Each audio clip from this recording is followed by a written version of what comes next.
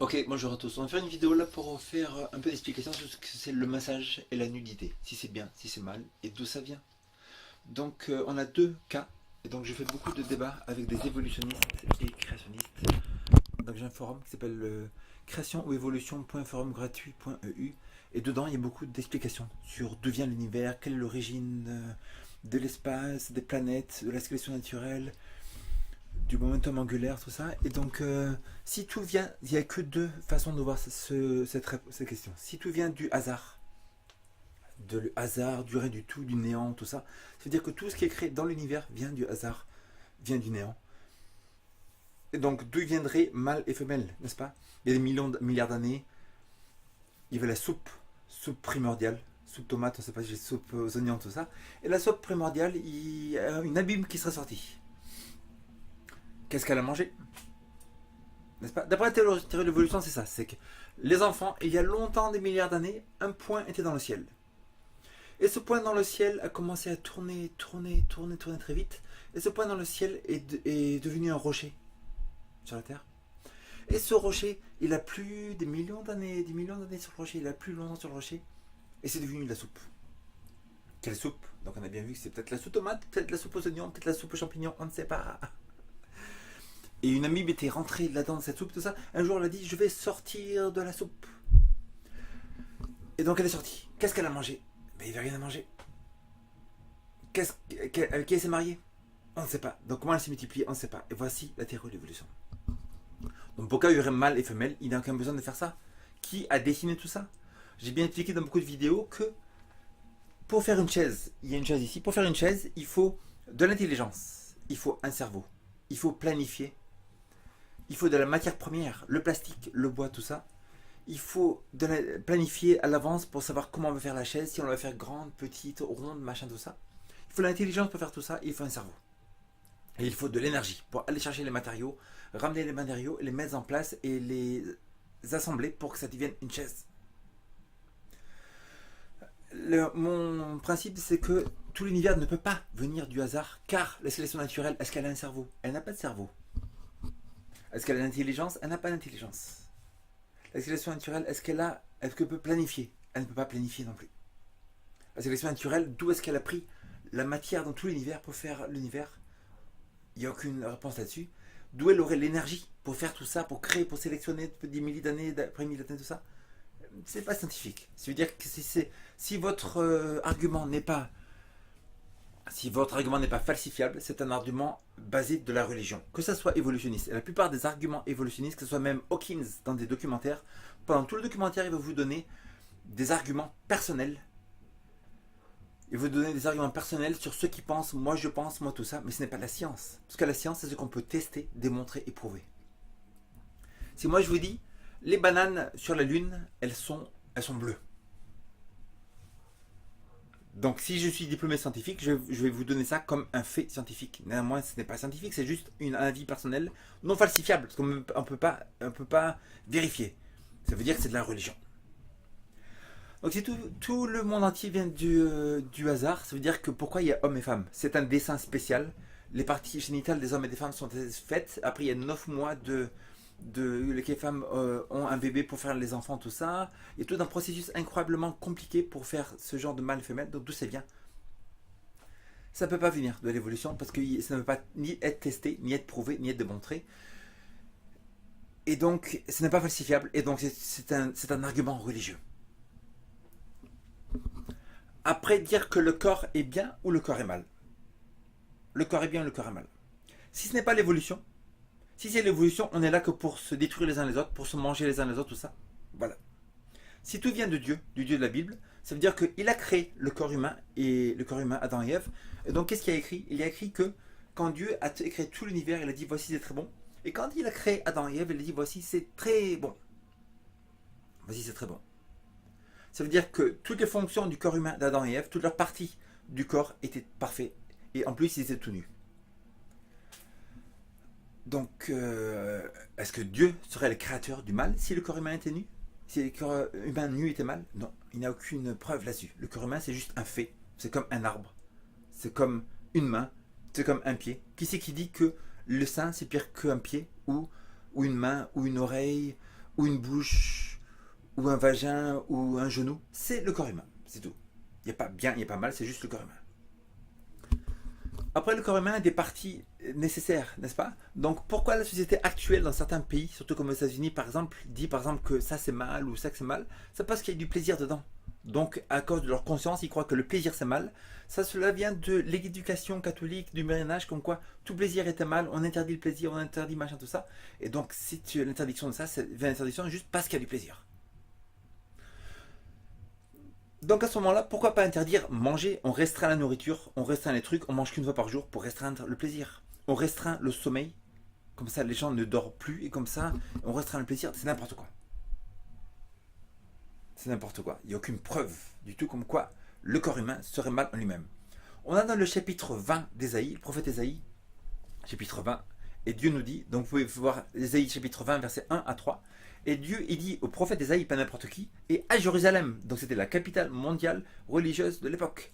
Dans Jérusalem, Dieu, il dit à Ésaïe, je veux que tu te mettes tout nu, tu enlèves ton slip, tes chaussettes, ton t-shirt, tout, tu te mets tout nu, et ça sera un signe pour les pays d'autour, comme quoi la nudité, c'est une nudité spirituelle, et tu marches, je veux que tu marches dans la rue pendant 3 ans, tout nu.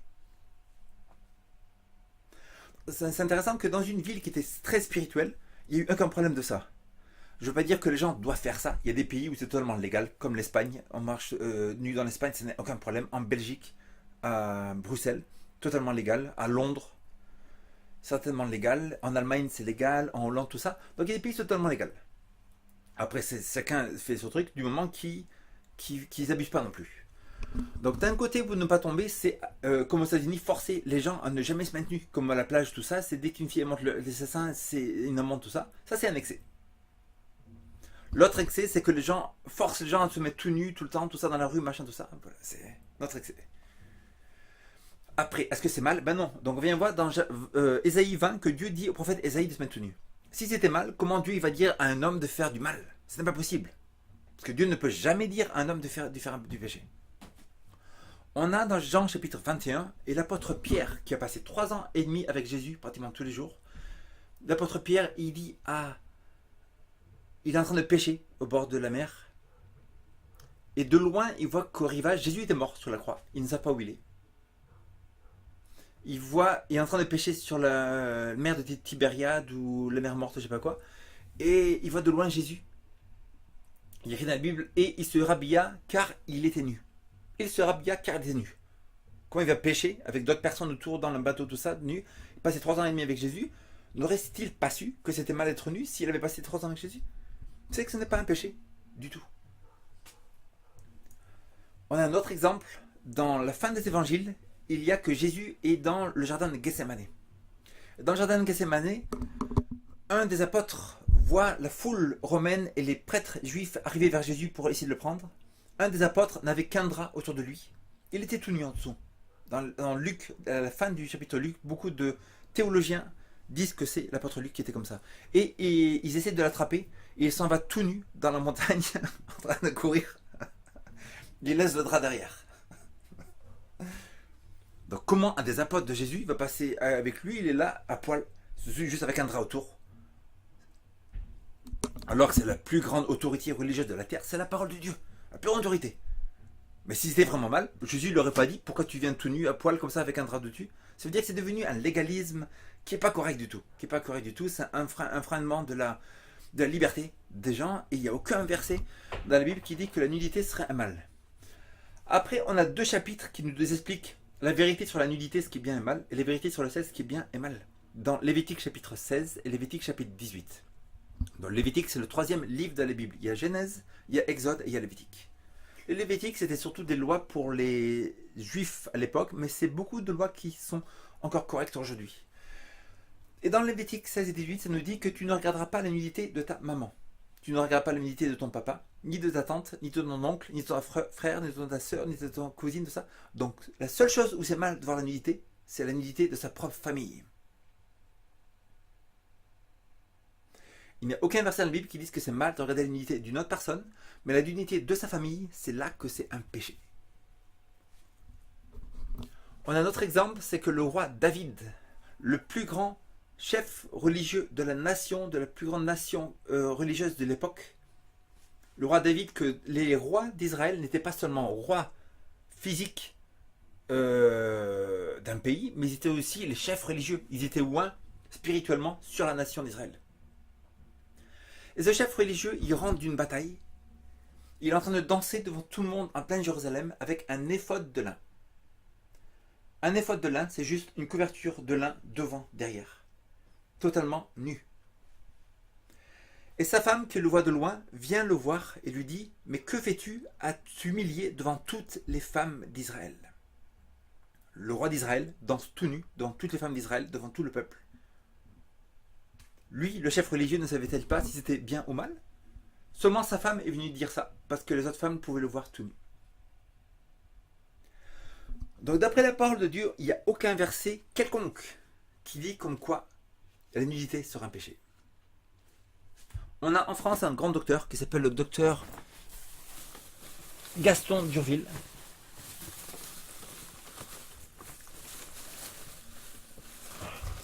J'essaie de retrouver le livre. Ok, j'ai retrouvé le livre. Le docteur Gaston Durville, un grand docteur français célèbre qui a écrit le livre La cure naturiste. Ça, c'est le tome 1, où il explique. Donc, le mot naturisme, même en France, ça ne veut pas dire juste se mettre à poil.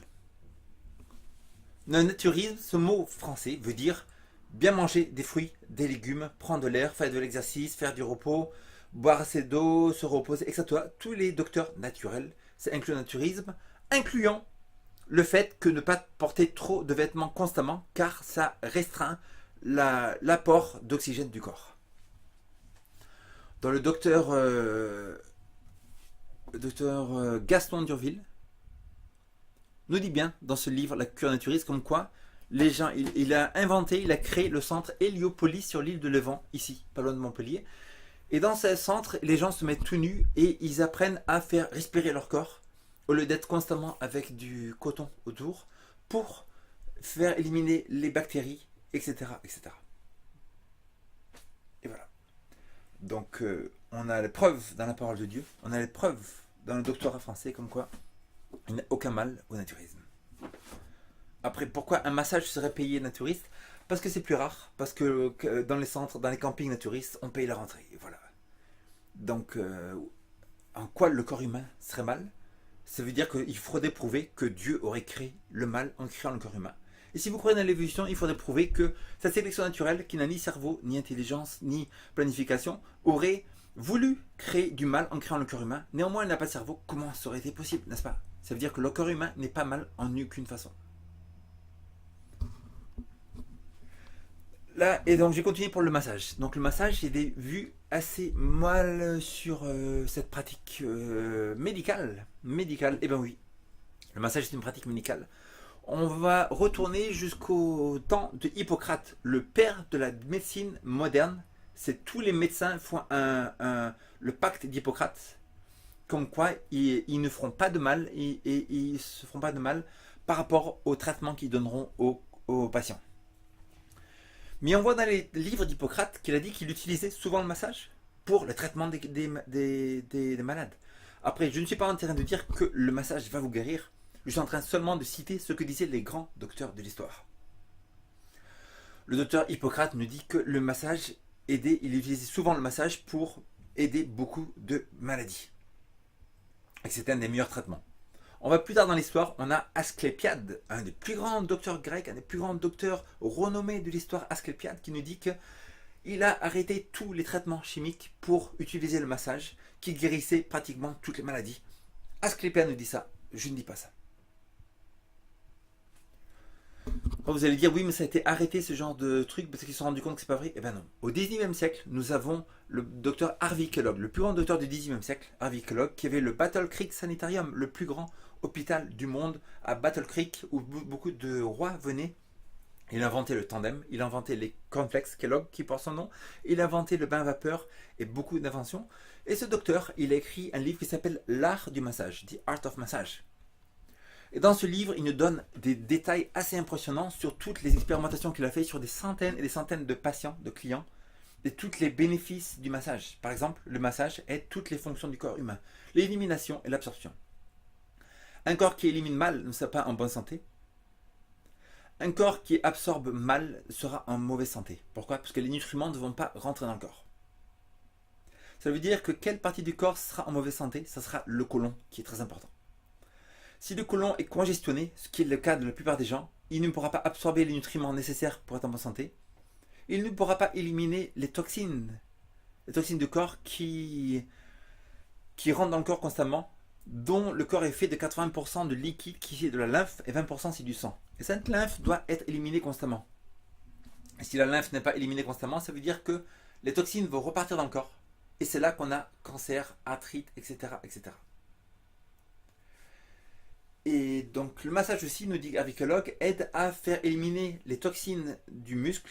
Et dès qu'on fait un pétrissage, par exemple, du sang neuf rentre dans ce muscle et remplit de nutriments le muscle de nouveau. Vous lisez ce livre, The Art of Massage de Harvey Kellogg, qui nous explique toutes les importances du massage. Il nous dit que c'est très important pour même un massothérapeute relaxation de connaître l'anatomie. Origine des muscles, insertion des muscles, action des muscles. Quels muscles principaux pour masser, par exemple, pour masser le bas du dos, c'est toujours 4 muscles principaux. C'est les paraspineux qui sont là. C'est le quadratus lumborum ici. C'est le piriforme et c'est le iliopsoas qui sont 2 muscles devant qui sont l'iliacus et le psoas. Mais qui ont été nommés en grec, en latin, en un muscle qui sont l'iliopsoas. Important de connaître les muscles parce qu'il faut connaître l'origine de l'insertion et l'action du muscle. Donc, est-ce que le massage est mal? Le massage est juste. C'est comme si on dit est-ce que Franprix c'est mal? Bon, on peut trouver que Franprix c'est mal. Pourquoi? Parce qu'il y a des anorexiques qui rentrent dans Franprix et qui mangent juste un petit truc. Ou il y a des boulimiques qui rentrent dans Franprix qui l'abusent. Alors, il faut fermer tous les Franprix. Il faut fermer tous les magasins de nourriture. Non. C'est comme si on dit l'internet est mal. Pourquoi? Parce qu'il y a des terroristes qui vont sur internet, qui vont savoir comment fabriquer des bombes, machin, tout ça.